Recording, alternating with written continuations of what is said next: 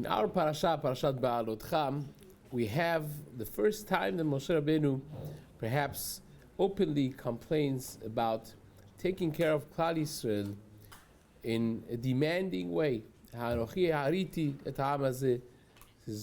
I give birth to this people that they ask me to take care of them? Behaalotecha, carry them in your arms. Kasher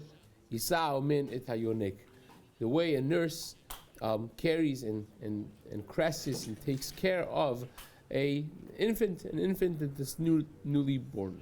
This is after, of course, the complaints of Klal Yisrael, the ha'ama mitonenim, when they started complaining for man and asking for meat and so on and so forth. He says, "Ma'ayin li basar, how am I going to provide them with meat that you ask me to do the following?" And now, the general term that's used for a nurse, we think of a wet nurse. The nurses takes care of a woman that takes care of a child. But here, it's used lashon zachar, and simply could be understood that Moshe Rabbeinu is translating. He's a male, and he's translating it to lashon zachar, referencing himself. But the great Rabbi Reuben Margaliot in Margalit Hayam in Sanhedrin Daf Chet, he writes a beautiful and powerful insight into this. He writes that sometimes a person cannot provide the need that is being cried for. Moshe Rabbeinu did not give birth to the nation a child that cries for milk. Only a mother, only a woman could be nursing them the actual need that they have, that they're crying for. But Moshe Rabbeinu is identifying what's being asked from him in a very specific way.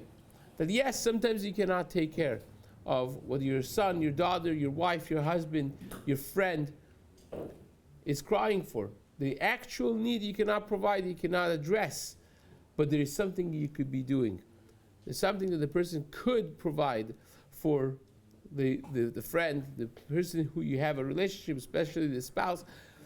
There is something you could do, and that you're expected to do as a friend, as a community member, as a person that has developed that relationship. Yes, you cannot nurse them, you cannot feed them, but you could caress them, you could take care of them, you could do what you can. And that we are expected to do. Oftentimes we think to ourselves, not my problem, I can't solve the problem, so I'm going to do nothing.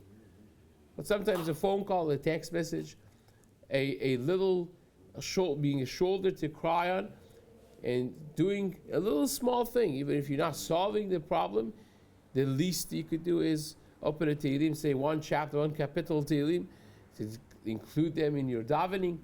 That is a responsibility. Kasher Yisa, to carry our brothers in our heart, to carry our spouses, our children, our parents, our siblings in our heart, to do what we can.